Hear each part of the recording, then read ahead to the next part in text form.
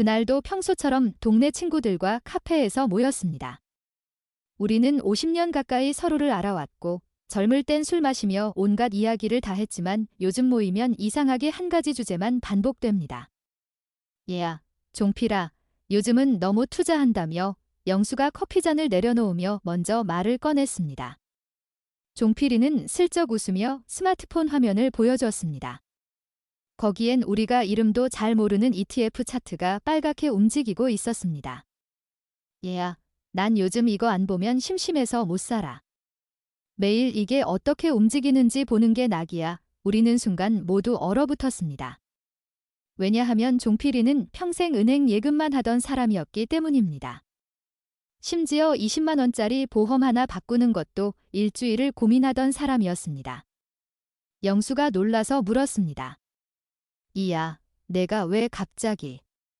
너 원래 그런 거 싫어했잖아. 종필이는 잠시 우리를 바라보며 생각보다 진지한 표정으로 말했습니다. 얘야, 나 이제 진짜 겁나더라. 연금만으로는 택도 없고 물가는 오르고 아프기라도 하면 그냥 끝이야. 내 노후 내 손으로 채워야지. 누가 채워주나 그 말을 듣는 순간 우리 모두 조용해졌습니다. 예전에는 젊은 사람들이 주식이다. 코인이다.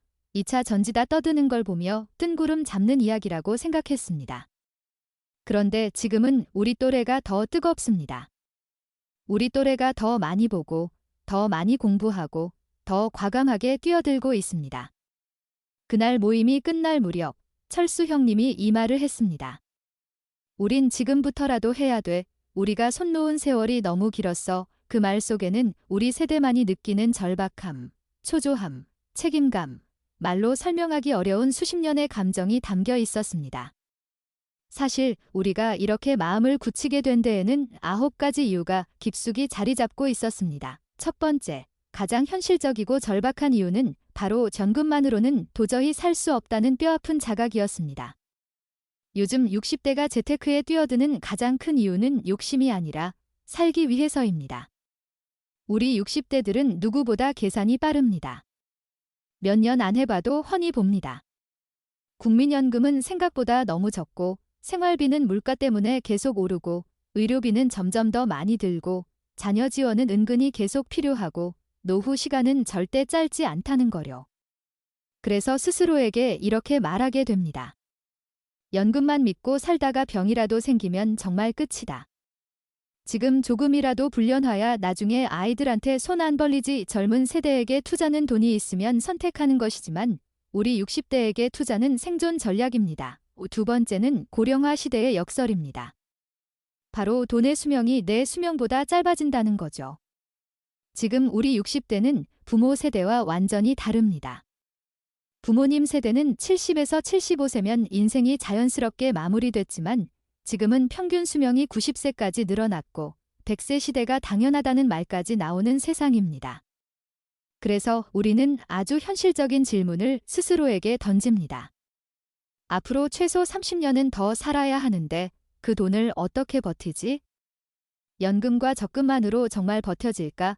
길어진 노후를 감당할 자금이 절대적으로 부족하기 때문에 투자는 하고 싶어서가 아니라 해야만 하는 것이 된 것입니다. 세 번째는 과거의 성공 경험이 다시 살아났기 때문입니다. 우리 60대는 부동산 전성기를 직접 경험한 세대입니다. 2천만 원 하던 아파트가 2억 원이 되는 걸 봤고 전세만 잘 돌려도 몇백이 생기던 시절을 살았으며 분양권만 받아도 돈이 불어나는 시대를 겪었죠. 그래서 우리는 압니다. 기회만 오면 돈은 분명히 벌 수 있다는 거요. 그 성공의 기억과 자신감은 지금도 지워지지 않습니다. 그게 우리에게 강력한 동력이 되어 내가 못해서 못 번 게 아니야? 옛날처럼만 되면 나도 할 수 있어 라고 말하게 만들죠. 그래서 새로운 투자 기회가 보이면 우리 60대는 다른 세대보다 훨씬 빠르고 과감하게 반응하는 것입니다. 네 번째 이유는 바로 이 기술 시대에 대한 두려움과 동시에 욕망 때문입니다. 이 흐름을 놓치면 평생 후회할 거야 라는 생각이죠. AI, 반도체, 로봇, 바이오, 테슬라, 우주 산업. 지금은 기술이 돈의 흐름을 결정하는 시대입니다. 우리 60대는 새로운 것에 익숙해지는 속도가 느리다고 느껴집니다. 하지만 세상은 너무나 빨리 달려가고 있죠. 그래서 두려움이 밀려옵니다. 또 놓치면 어떡하나. 이러다 진짜 노후가 무너지는 거 아니야.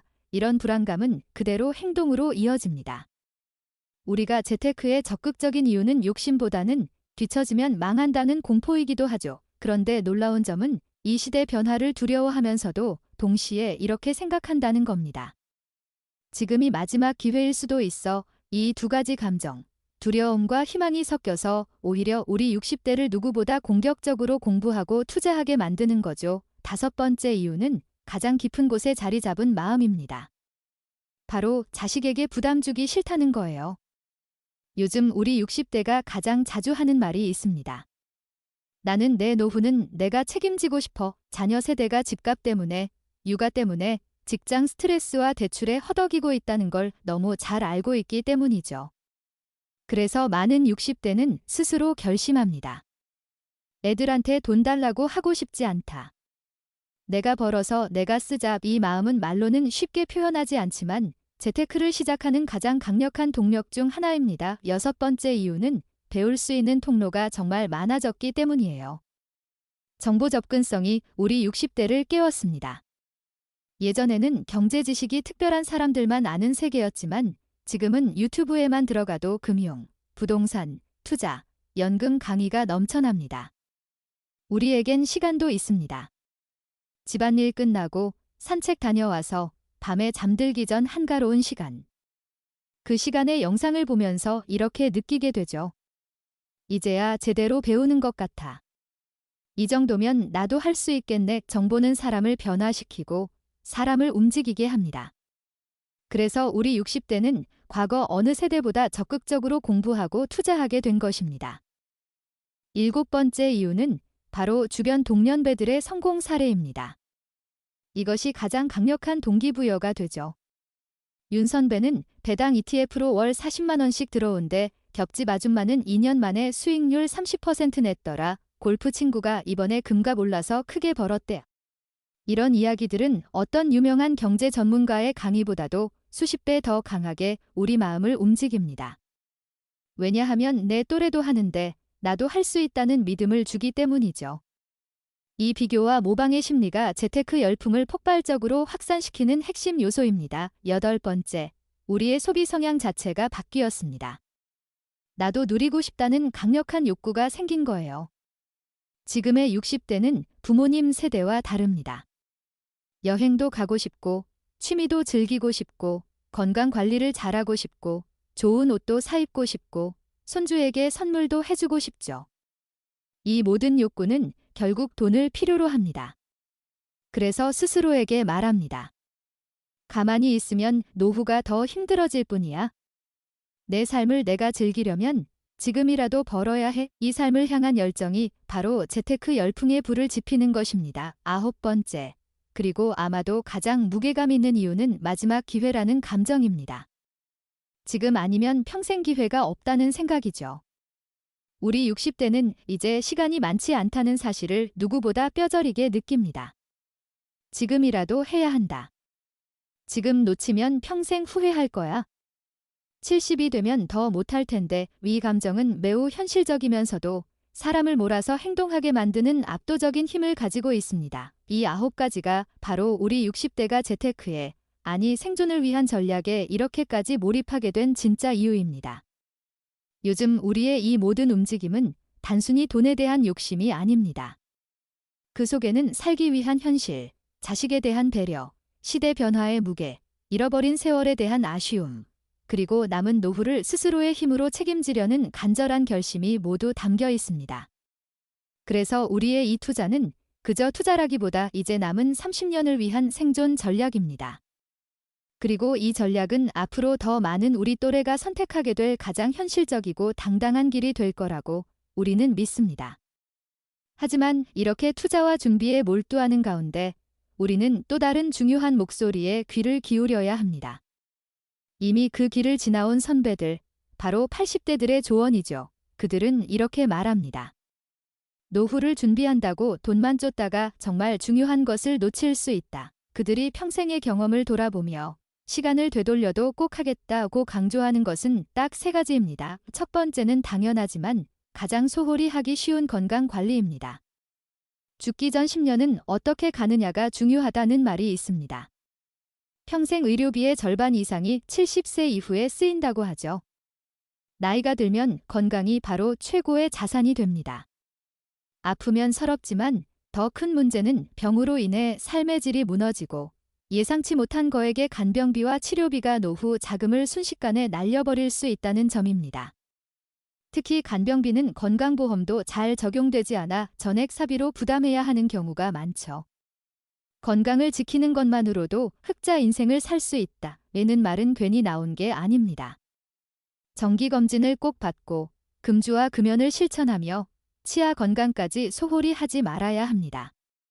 건강한 노부부가 함께하는 것이야말로 최고의 노후 재테크라는 걸 선배들은 목격해왔습니다. 두 번째는 퇴직금 관리에 대한 현명한 선택입니다. 많은 사람들이 퇴직금이라는 거금을 손에 쥐면 과감한 투자로 한 방에 불리려는 유혹을 느낍니다.